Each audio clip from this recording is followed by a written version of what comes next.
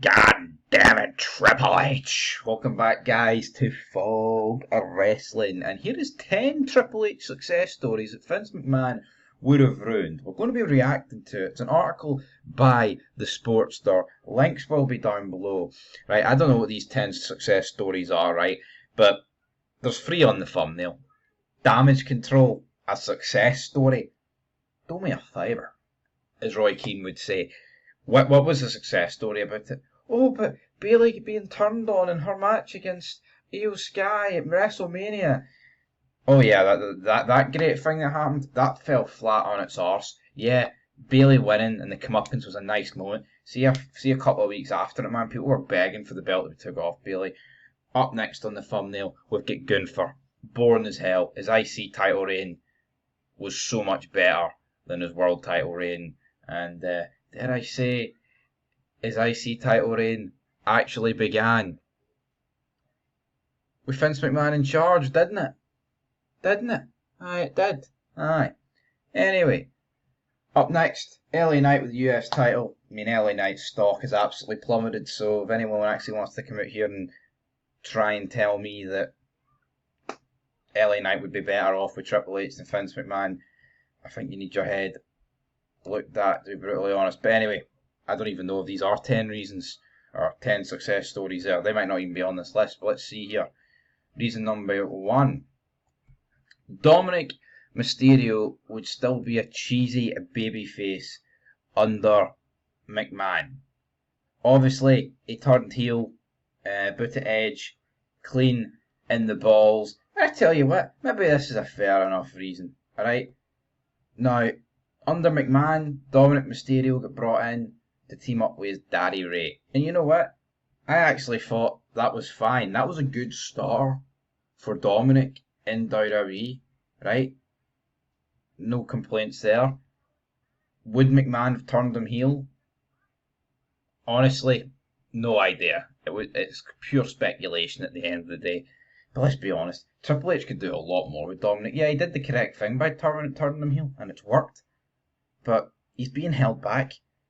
You would get more from a Dominic Mysterio chicken shit heel run with the world title than anything Gunther's going to do.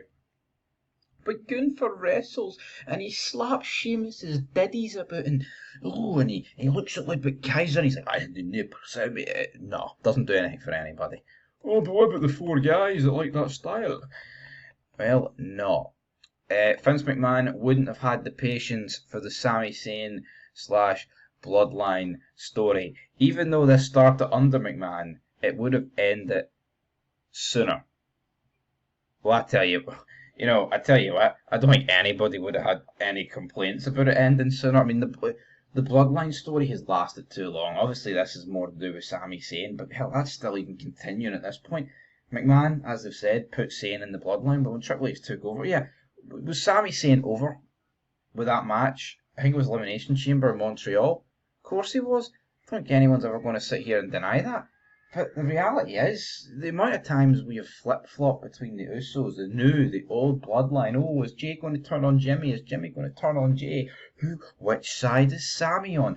Oh, Kevin Owens. Fake punch, fake punch. Hey, Sammy, why are you teaming with these guys? You should be teaming with your boyfriend, Kevin Owens, fat boy. It's an old fat boy and an old fat boy. I don't know. I think pulling the trigger earlier would have done that more favours, to be honest. Vince McMahon would have split up the Judgment Day ages ago. Oh, what a bad thing that would have been. Honestly, like, come on, like, what are we doing here? The Judgment Day. Yo, I actually like Damian Priest's run with the belt, but let's not pretend Damian Priest running around with JD Madonna, Finn Balor, Carlito, Dominic, Rhea, or Liv is fantastic. The Judgment Day got old ages ago. Triple H just, yeah, I think there's a fine line. I don't know when McMahon would have split up the Judgment Day, but it's 2025 now and they're still going strong, and there's like no end in sight. So, interesting. Anyway, up next, LA Knight would still be Max Dupree under Vince McMahon. Yeah, right. Obviously, not the greatest gimmick in the world. Max Dupree, but not the reality is, right? Maybe McMahon wouldn't have gave him the chance. Who knows, right? Again, it's speculation. But the LA Knight has done nothing with Triple H in the past year and a bit. Over the US Championship, he came up immediately, getting buried by Roman Reigns, and see when you challenge for the world title, then go back to the mid card belt. That's crap. That is crap. I do honestly think once upon a time in wrestling, you could do that. But even look at the guys that have done it, right? I mean, Triple H did it in 05, him and Flair, but I mean, that was pretty good, the evolution. And also, it was good seeing Triple H not hog the world title, so I'll give that a pass. But look at Jericho, right? Came in, the WWE, had the wee feud. He won the belt on Raw, then they switched to decision. European champion, IC champion, whatever. But then when he won the big one, King of My World, then we see him go back down to the mid card and not really challenge for the world title until he wins it later on in the late 2000s. It's like Jericho did suffer from that. No one's ever benefited from having a world title feud without the belt and then going down to mid card level title. Anyway, that's just my opinion.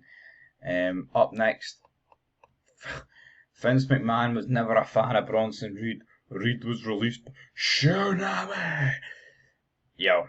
See Bronson Reed, is he the worst guy on the roster? No. Is he the best guy? Nowhere near it. Would WWE have suffered if we didn't bring this guy back? No. The guy's a jobber. He could disappear, no one would care, but I'm not going to sit here and pretend he's awful. He does a couple of moves on a truck or a car. He's a midget big guy. He barely scrapes 6 foot. This article's saying, we've turned him into a bigger star. Mate, he's not even a star. Or a bigger star. He brought him back. The Wyatt Six would never have succeeded under McMahon. This is the proof in the pudding. What do you mean succeeded, mate? Sports stuff. They've never succeeded. They come in, they kill half the roster, blood everywhere, and then they go into a feud with the Final Testament, jobber matches with American Made, American Alpha, whatever they're called. Look what they're doing now. Seriously, what they're doing now.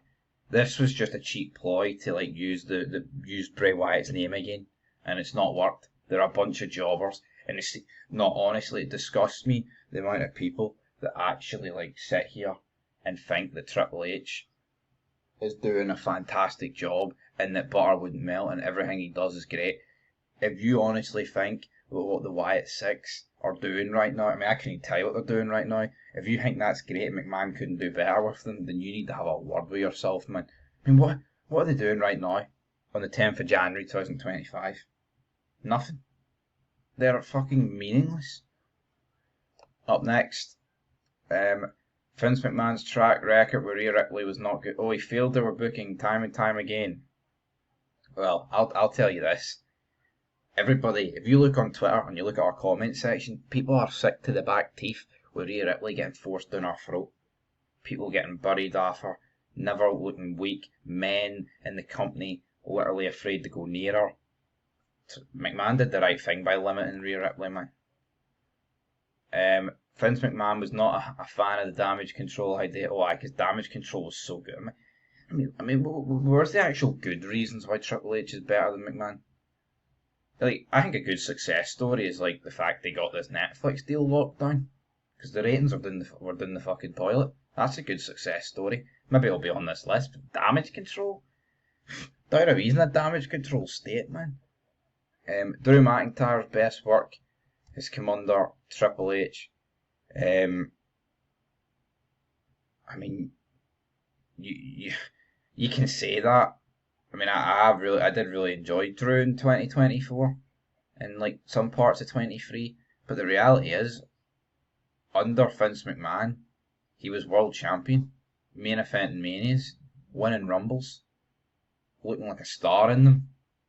I've got to go with McMahon's over McIntyre. McIntyre's lost every meaningful feud under Triple H.